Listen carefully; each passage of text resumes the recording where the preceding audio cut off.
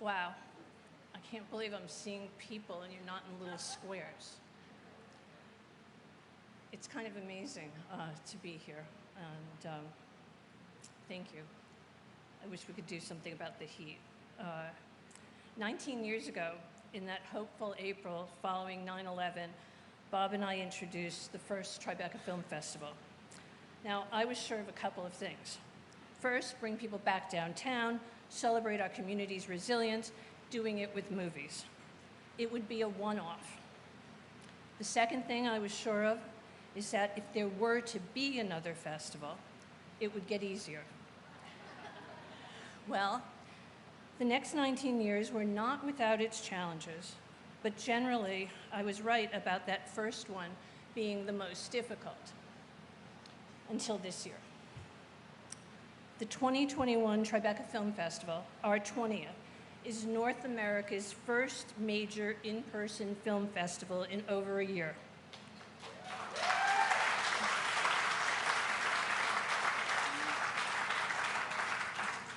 No one has been left unscathed by this pandemic. We have lost friends, families, jobs, and life savings. The absence of not being able to gather took its toll in profound and emotional ways and psychological ways that we'll still find out for years to come how that's affected all of us. Yet, in other ways, the past year has brought us closer than ever before. We learned that a workplace is not just coming into an office. It's about staying connected by any means necessary. Okay, so we all know how to Zoom now, and we can FaceTime and dial in and whatever, but come on, there is nothing like seeing each other in person. Only by being together can we truly begin to reopen, reconnect, and celebrate. In my opening remarks for the first festival in 2002, I said, our craft as filmmakers can help us mourn, remember, and honor. Now let us begin to use our craft to celebrate the future. We never imagined that our founding message of hope and revitalization would be so relevant in our 20th year. Today, we are putting on our most ambitious festival yet. We hope to once again be a symbol of resilience and a source of joy. Artists, like all of you in this room know, can convene audiences unlike anyone else. It's through the arts that we learn our cultural history, develop acceptance for each other, and find ways to actually listen to each other. We started planning this festival during the height of the pandemic. We didn't know if we could really pull it off, but no was never an option. The limitations imposed by COVID forced us to reimagine what a film festival could be. At one point, we wanted to hang screens from the Brooklyn Bridge and the Manhattan Bridge. We wanted to have barges floating down the Hudson and people watching movies on the shoreline. It was insane. But then reality set in. Ka-ching. All kidding aside, in the end, we found something that was even better. We live and work in New York, the greatest city in the world. So,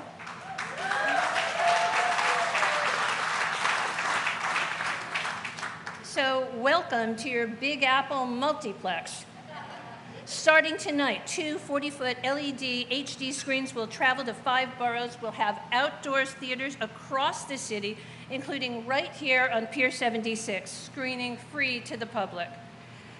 Later today, we're going to Washington Heights to open the festival with In the Heights by master storyteller John M. Chu and Lin-Manuel Miranda. While we never forget that our roots are firmly planted in New York City, the Tribeca Festival has become an international event. This year's feature creators from India, Brazil, Sudan, Qatar, Wales, Finland, and Staten Island. screening in Staten Island too, so don't miss that. Our commitment to diversity goes beyond our film choices. It's in our DNA. The whole world is talking about diversity behind the camera and diversity in the office. This isn't new to us. Tribeca has always been intentional about having diverse voices within the company, and of course, the stories that we select. We're a majority women-run organization. More than 2/3 of our features this year were directed by women, BIPOC, and LGBTQ+ filmmakers.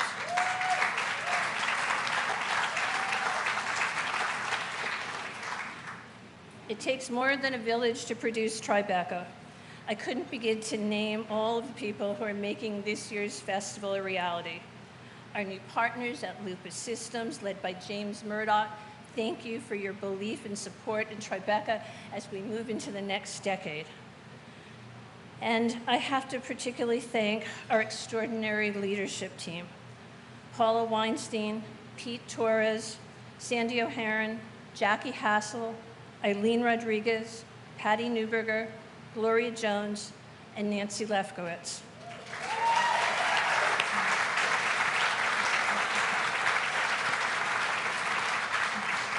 I can't thank you enough for all the work that you actually have done for the film festival and for our community, but a note of personal thanks. I know that without all of you, I wouldn't be able to get up in the morning, so thank you. And then there's Bob. Thank you for giving me the opportunity of a lifetime. Oh dear, over 30 years ago. And I thought that was only gonna last a year. And now it's my honor to introduce one of our biggest supporters. He guided New York through the COVID crisis with confidence and determination. He fought for the resources to make sure we could all get vaccinated and our communities could make it through this unimaginable storm. And now he is leading us through the reopening while making sure we are safe. He has galvanized us to rebuild, renew, and reimagine even a film festival. Please welcome my friend, Governor Andrew Cuomo.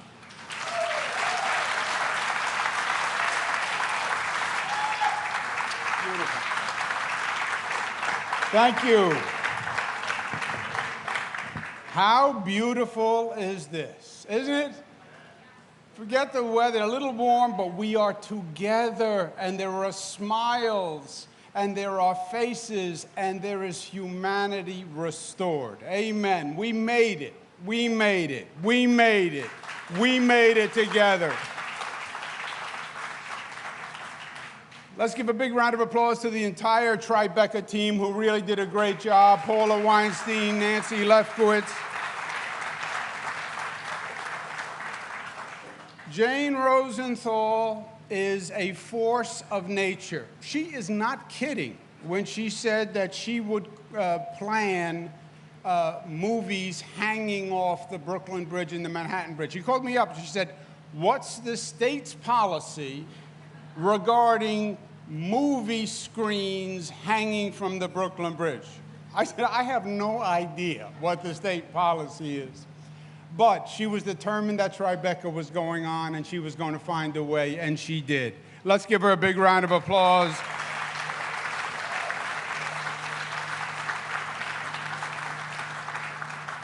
We have Steve Cohen here, who's head of the Empire State Development Corporation, works with Tribeca. Melissa DeRosa, secretary to the governor, who works with Tribeca. Let's give them a round of applause.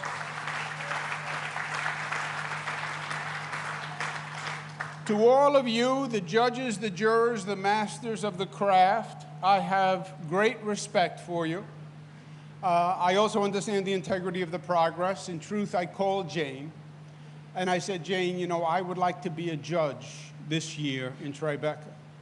And Jane said, "No." And I said, "Well, maybe I could just be a juror. I can be on a panel." She said, "No." I said, "How about if I'm an honorary juror and I vote, but you don't have to count my vote? I'm just an honorary juror." She said, "No." I said, "Why?" She said, "Because you have no expertise whatsoever in the area." I thought, a little harsh, a little frank, a little candid, but true. You are the experts. So give yourselves a round of applause for being part of this. I want you to appreciate where you are today. You are on Pier 76. You don't know what Pier 76 is because Pier 76 did not exist before today. As a matter of fact, later this afternoon, we're actually going to cut the ribbon on this new pier. This was the New York City tow pound. This was where you came when your car got towed. It was a metal shed. That's what it was. It was a metal shed. I know none of you got your car towed. That's okay. It was a metal shed where basically cars were parked, and it was that for 23 years. 23 years ago, the Hudson River was being redone, and we set up the Hudson River Park Trust. And 23 years ago, New York City signed an agreement that said they would make their best efforts to move the tow pound as soon as possible. 23 years.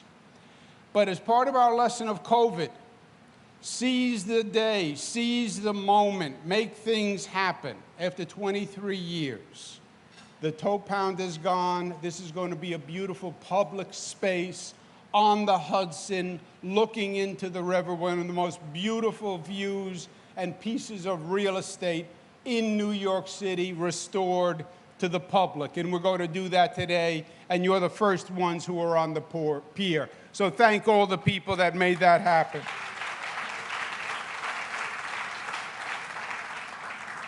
I also want us to remember today that we celebrate Tribeca's 20th anniversary. And we celebrate 20 years of what has become an institution in this city and this state.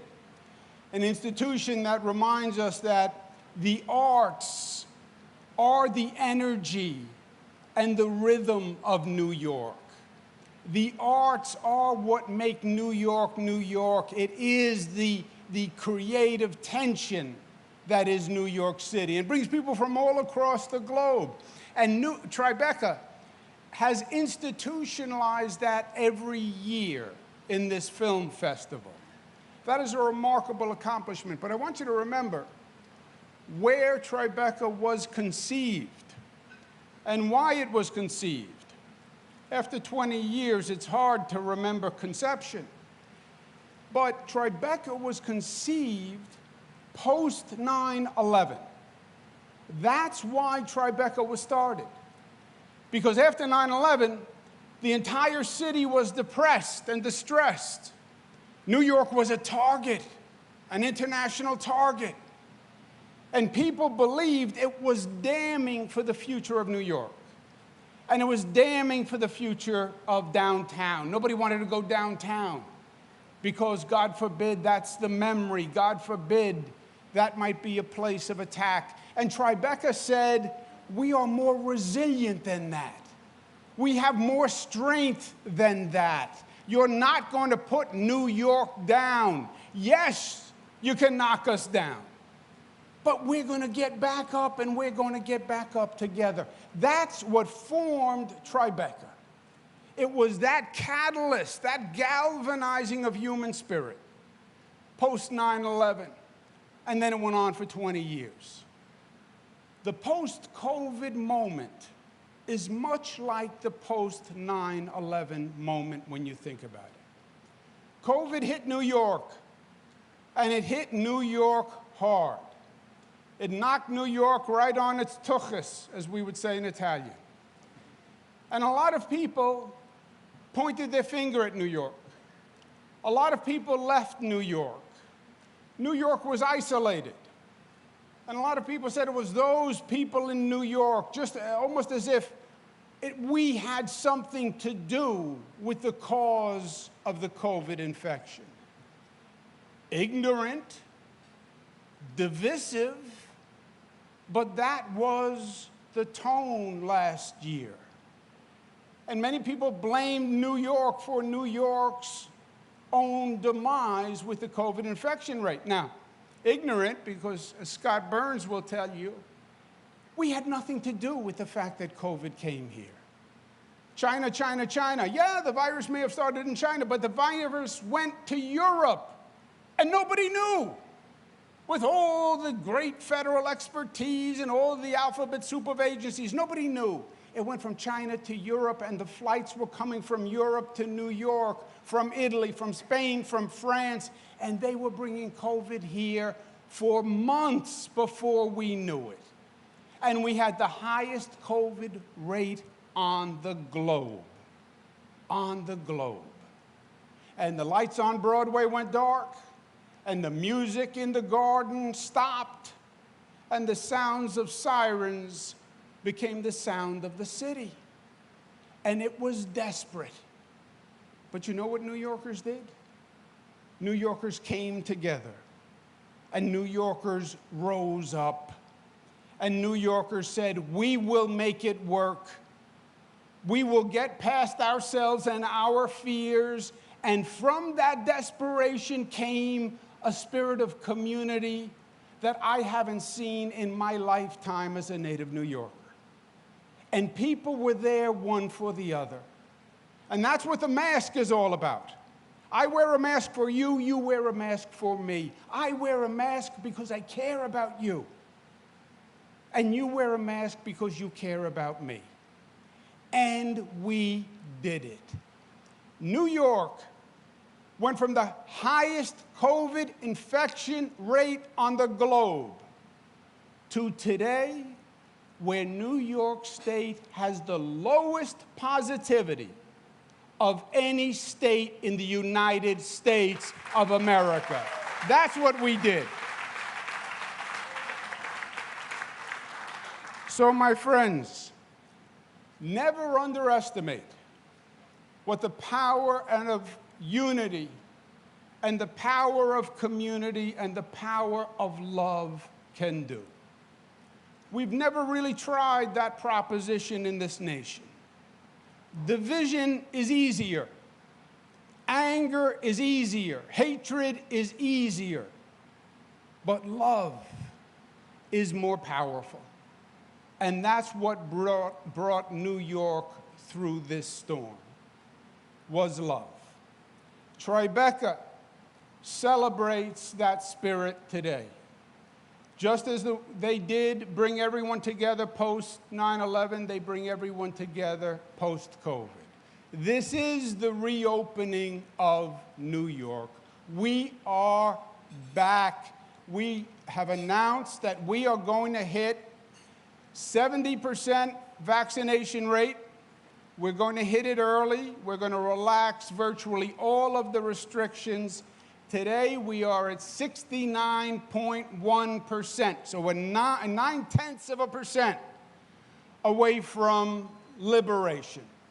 And by the time Tribeca is over, we're going to be there. And it is fitting that as Tribeca led us through 9/11, Tribeca has beckoned us through COVID.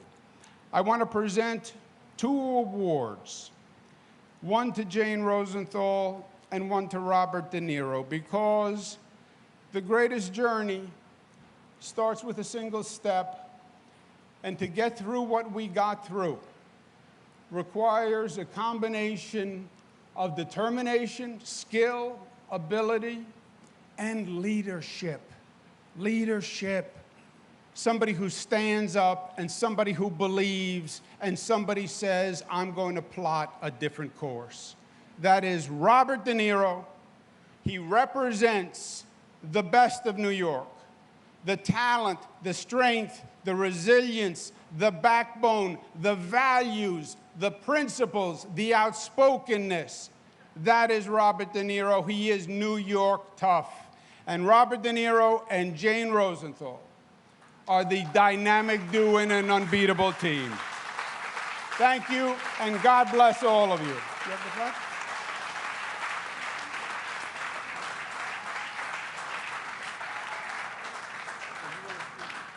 Jane, if you would come up and claim these very heavy state awards. Or I will bring them to you. Whatever you want, Jane, as usual.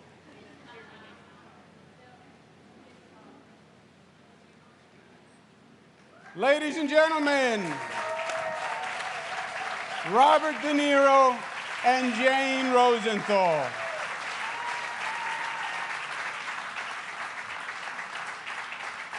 Thank you very much. Congratulations. Congratulations.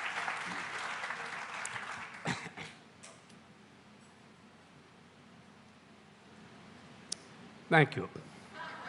That's all I can say. Thank you.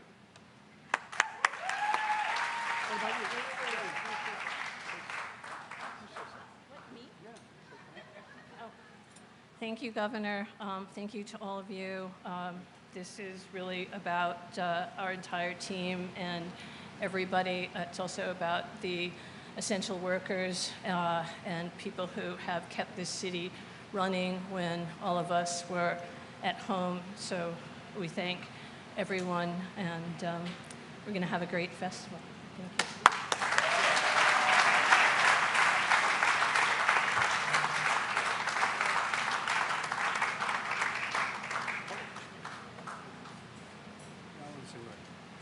I want to thank Andrew. Thank you, Andrew.